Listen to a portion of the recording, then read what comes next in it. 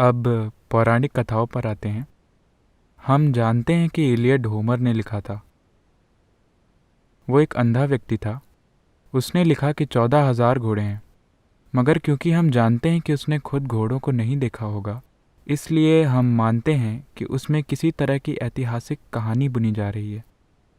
मगर आजकल सभी धार्मिक ग्रंथों को उपदेश माना जाता है। तो क्या हमें ये मानना चाहिए कि रामायण महाभारत में भी कहानियाँ गढ़ी गई हैं और उन्हें साहित्य मानने की जगह उपदेश मानना गलत है? मैंने कभी किसी को रामायण और महाभारत को उपदेश मानते नहीं देखा। कुछ खास भाग हैं जो नहीं, वो नहीं मान सकते, क्योंकि वो भ्रम से परेशान हो जाएंगे।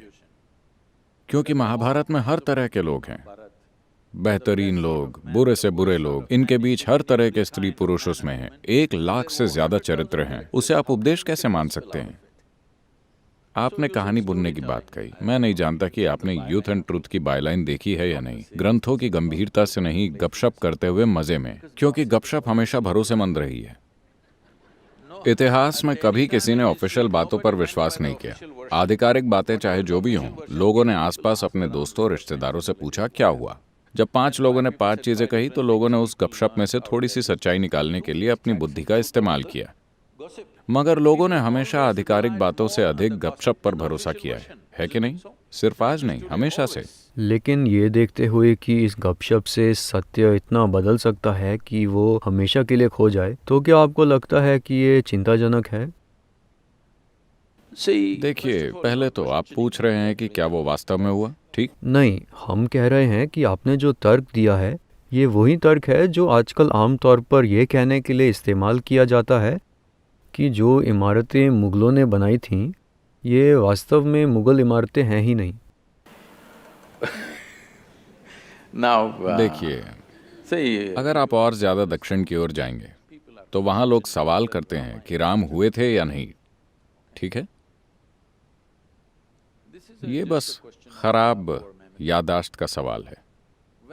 जब पूरा देश हजारों सालों से इस बारे में बातें कर रहा है, अब समस्या ये है कि आप बोले हुए शब्दों से अधिक विश्वास लिखे हुए शब्दों पर करते हैं। सारी समस्या यही है। मगर आपको समझना चाहिए, ये मौखिक संस्कृति है। हमने हमेशा बातें करके लोगों तक सबसे महत्वपूर्ण चीजें पहुंचाई। आप उसे महत्वहीन मान सकते हैं क्योंकि वो लिखा हुआ नहीं है, मगर कोई भी उसे लिख सकता है।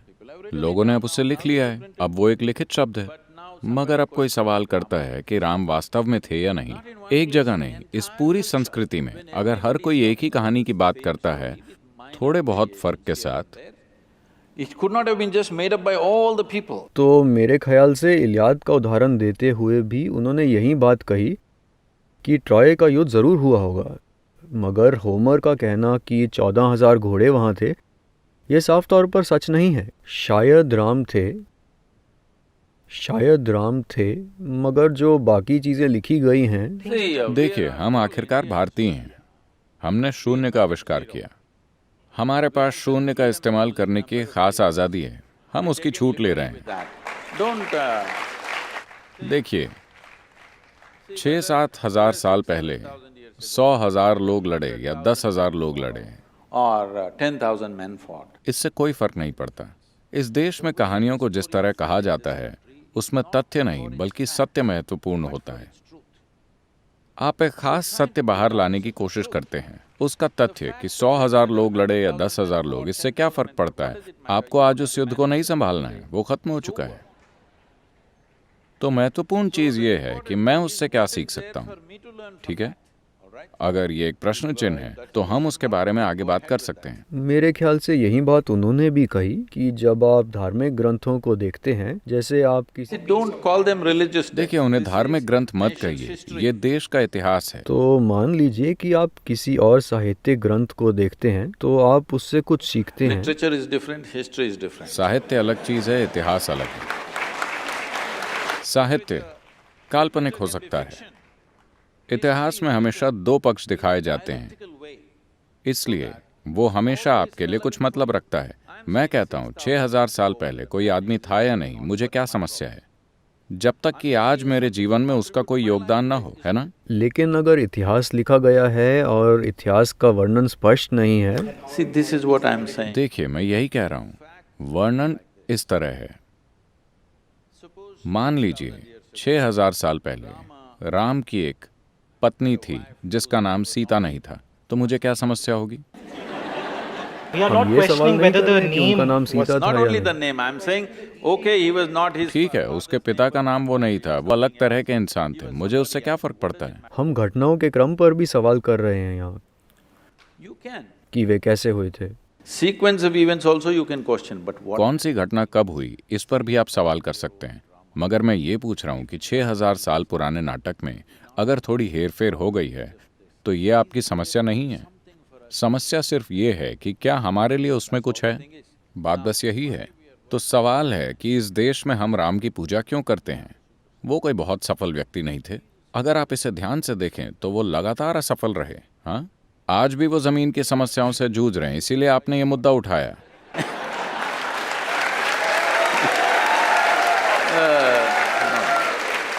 मगर ये आज की ही बात नहीं है, सिर्फ आज की बात नहीं है। अपने जीवन की शुरुआत से ही वो लगातार मुसीबत और मुसीबत और मुसीबत में रहे। देखिए, राजा बनना उनका अधिकार था। 17 या 18 साल की उम्र में उनका राज्याभिषेक हो गया। उन्होंने एक राजकुमारी से विवाह किया और 1-2 साल के अंदर ही उन्हें जंगल भेज दिया गया। वो जंगल में पिकनिक मनाने नहीं गए थे, जैसा कि कुछ टेलीविजन धारावाहिक दिखा रहे हैं कि राम सीता वो सब कर रहे हैं। नहीं, ये उन्हें राज्य से, सत्ता से और हर चीज से बाहर फेंकने जैसा था। इन सबसे ही कोई व्यक्ति टूट सकता था, मगर वो वहीं बस गए।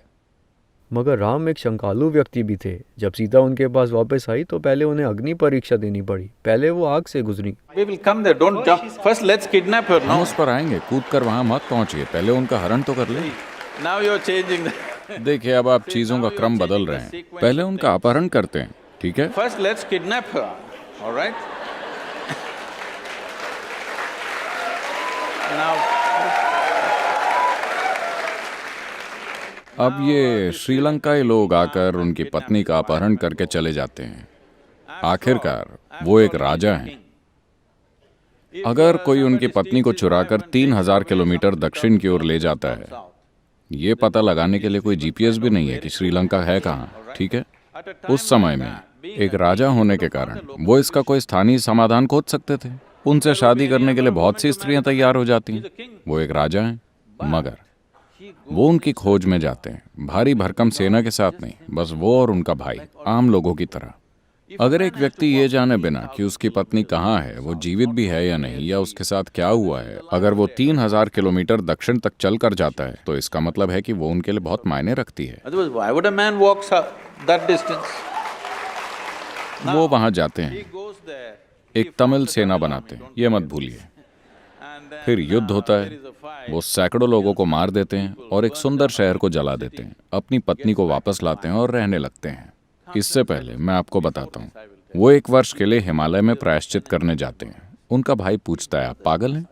इस आदमी ने आपकी पत्नी चुरा ली और आप उसकी मृत्यु के लिए प्रायश्चित कर रहे हैं? Penance for his वो बोले, रावण के 10 मूल स्वभाव थे, उनमें से 9 भयानक गुणों को मारने के लिए मुझे कोई प्रायश्चित नहीं करना है, कोई तपस्या नहीं करनी है। मगर वो एक महान भक्त भी था और मैंने एक भक्त को भी मारा, तो ये आदमी 1 साल के प्रायश्चित के लिए year गया। of penance the man goes for. This is not a… And then he settles फिर वो down. आराम से रहने लगता है और उसकी पत्नी गर्भवती है। आपको समझना चाहिए, एक राजा की पत्नी के गर्भवती होने का मतलब है कि ये सिर्फ बच्चे की बात नहीं है, वो उसके साम्राज्य का वंशज है। इसमें और भी कई चीजें शामिल होती हैं। कोई सोनोग्राम नहीं, तो उन्हें पता नहीं था कि वो लड़का है या लड़की या लड़के या लड़कियां। मगर एक बार फिर ऐसी राजनीतिक स्थिति पैदा हुई जहाँ उन्हें अपनी पत्नी को जंगल भेजना पड़ा, जिसे आप शंकालु स्वभाव कह रहे हैं। नहीं नहीं नहीं नहीं, वो हिस्सा नहीं। तो हम पहली बात से भी शुरू कर सकते हैं, जिसमें सीता को बचाने के बाद सीता को अग्नि परीक्षा से गुजरना पड़ता है, वो साबित करने के लिए कि वो शुद्ध हैं, For whom? ताकि दूसरे लोग स्वीकार कर पाएं। क्योंकि राम को इससे बहुत फर्क पड़ता था कि लोग उन्हें कैसे देख रहे हैं। जब राम वापस आए तो उनके राज्य के किसी धोबी ने कहा, मैं राम की तरह नहीं हूँ जो ऐसी स्त्री को अपने घर में रखूंगा जिसकी कोख में शायद किसी और का ही बच्चा हो सकता है। इस वजह से राम ने सीता को फिर जंगल में भेज दिया। आप इसी असुरक्षा की बात पूरी कर रहे कथा में राम चाहते हैं कि उनकी प्रजा उनसे प्यार करे। नहीं नहीं, चलिए ठीक से इस पर बात करते हैं। आज हमारे देश में बहुत तरह की चीजें हैं। मैं आपसे पूछता हूँ, क्या आप इस देश के लिए ऐसा नेता चाहते हैं जो इस देश के लोगों को अपने परिवार और निजी प्रेम से ऊपर रखे? मैं आपसे पूछ रहा हूँ।